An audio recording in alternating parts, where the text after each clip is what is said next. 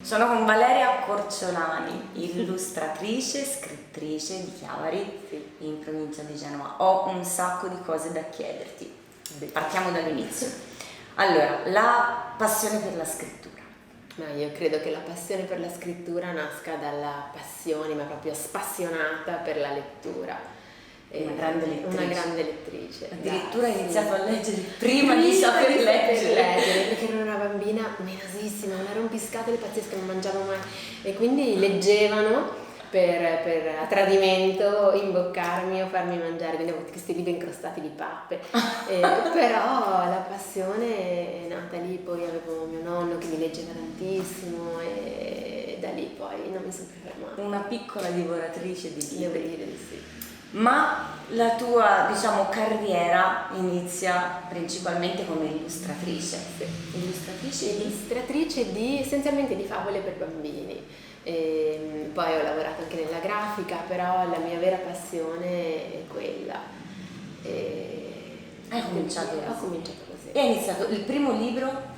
Il primo libro è stato un libro sulle nascite dei bambini, Okay. Quei libri che i genitori devono compilare per quando il bambino nasce, battesimi, i primi regali, i primi compleanni. Quindi te lo sei illustrato? L'ho illustrato, sì, per una casa editrice di Firenze ed è stato proprio il primo. È stato Sì, il primo. sì.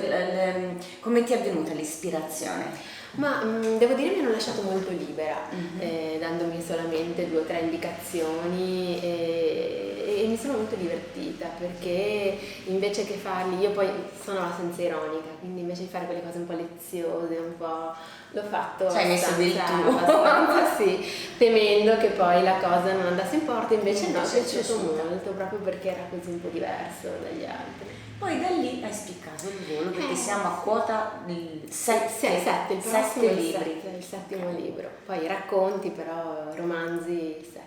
Quindi il primissimo vero romanzo? È del 2010, Lacrime di coccodrillo, edito Mondadori, mi ha colto di sorpresa perché in realtà non pensavo né di venire pubblicata né di venire pubblicata da una grande casa editrice. Ed è una storia di Invece, tipo?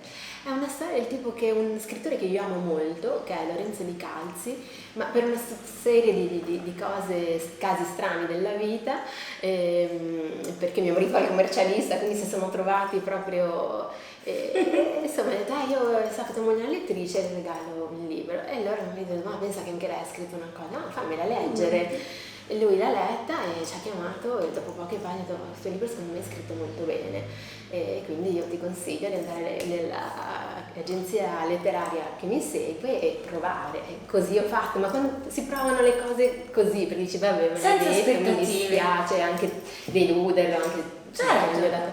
E invece poi la cosa si è mossa nel giro di niente, rotolata, sì. Quindi scrivi prevalentemente romanzi gialli?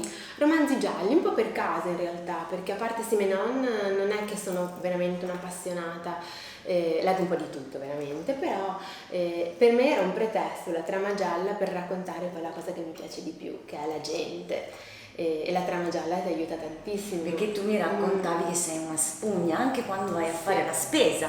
Sì, sul treno. Attenzione, se la vedete in giro, attenzione a quello che dite. Sembra indifferente, che pensa alle cose mie. Perché lei vi ascolta. Ascolto, perché veramente È una fucina di idee. sì, sono proprio delle micro storie che poi in realtà basta poco per farle esplodere in una storia corposa vera e propria. Quindi hai una vita che è intensissima perché tu nel momento in cui esci di casa comunque hai delle storie, Sì. inventi, crei. E a volte ho proprio l'impressione, no, sembra presuntuoso, ma non che nascano da sé. Che ti capitino. Ma sì, Che vogliano essere raccontate. Sì, ne vivo molti. Infatti sono tutti romanzi estremamente corali, proprio perché non posso fare a meno di infilarci tutte queste persone. Quindi anche i personaggi che in realtà sono secondari e che sono funzionali inizialmente alla storia, poi in realtà prendono corpo, un po' mi ci affeziono io, un po' vedo che in realtà poi ci stanno bene, vanno avanti e e così per forza vengono romanzi corali. Ci sono ovviamente delle parti tue autobiografiche, Sì. magari non proprio raccontate, però comunque c'è. Ma io penso che in realtà ogni persona che racconta qualcosa in realtà poi pesca nel suo, anche chi racconta attraverso la musica o attraverso l'arte, ma per forza di cose, perché è quello che vivi. Però diciamo che non c'è un personaggio che riassume tutta, no, in tutti c'è un pochino di me, come in tutti c'è un pochino delle persone che incontro.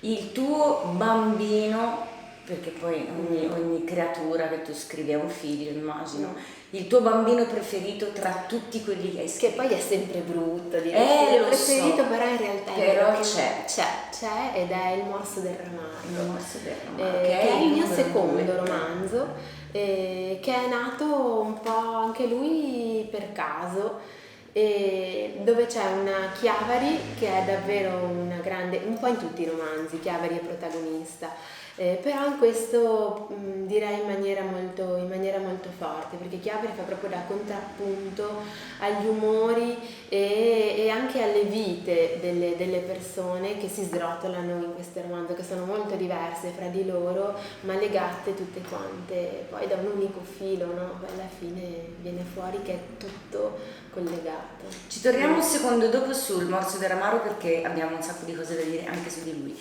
C'è una particolarità che ho notato nei titoli dei tuoi libri: ci sono spesso gli animali. Sì. Perché?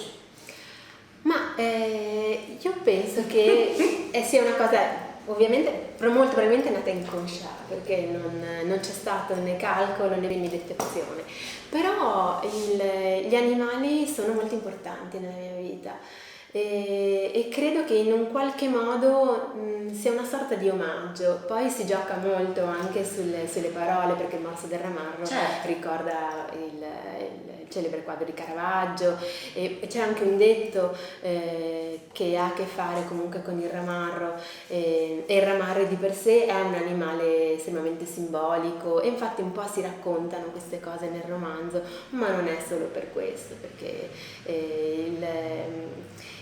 gli animali, ma anche nella storia dell'arte, hanno sempre un legame molto forte poi con le vite, con l'uomo. Sì. Quindi mi sembrava che fossero un titolo già di per sé che raccontasse qualcosa. Molto forte, infatti. Allora, tornando al morso del ramarro, ne verrà fatto un film.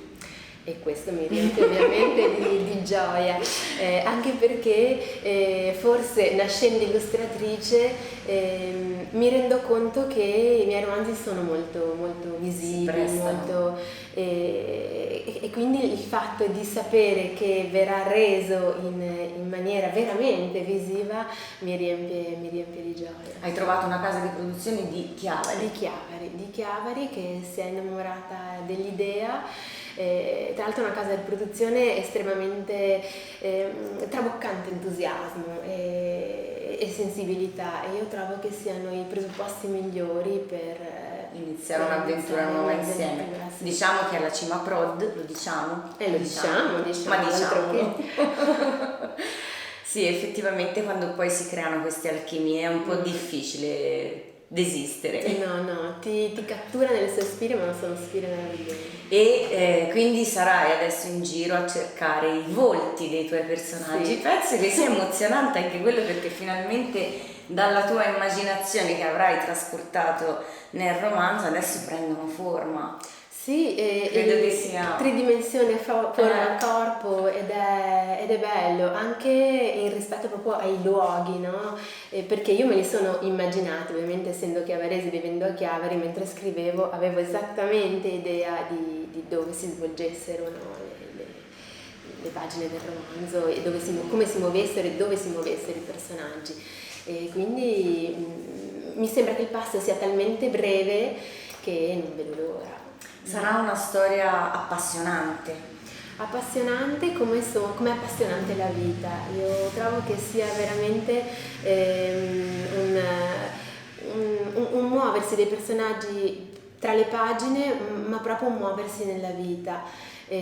Forse perché i personaggi che si muovono nel morso del ramarro attraversano tutte le fasi della vita, perché ci sono ragazzi molto giovani, bambini, madri di famiglia e persone di una certa età, che poi sono quelle che prendono in mano la situazione con la saggezza che dà l'età. Infatti c'è una piccola parte nel romanzo dove un infermiere surfista, giovanissimo, atletico, bellissimo, che lavora in una casa di riposo, a un certo punto dice: beh, se in un corpo come il mio ci fosse una testa come la loro, beh, sarebbero dei supereroi, perché veramente potrebbero arrivare ovunque a fare qualsiasi cosa. Begli spunti di riflessione.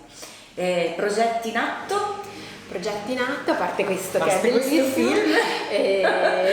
ho queste scadenze abbastanza ravvicinate di consegna dei romanzi, perché dal 2017 ho iniziato una serie, sono già usciti 4, anzi adesso sta uscendo il 4º romanzo, uscirà a novembre, e la serie però ti impone ovviamente delle scadenze molto anche perché ci saranno i lettori Sì, assetati. devo dire sì. Infatti per errore ho detto che sarebbe uscita a settembre, invece no, mi sono dimenticata che c'era agosto di mezzo, e quindi a novembre c'è stato, devo dire, un po' di agitazione, e quindi da una parte la scadenza ti fa sentire il fiato sul collo, e dall'altra insomma ti obbliga a magari non perdere tempo, non cincischiare. Io ho questa fase di cincischio, devo dire, iniziale, in cui con i bambini quando devono fare i compiti, no, vado a bere, e invece no, questo mi obbliga a star sul pezzo, a un certo punto di dire no, devo farlo perché sennò non ci riesco, e quindi no,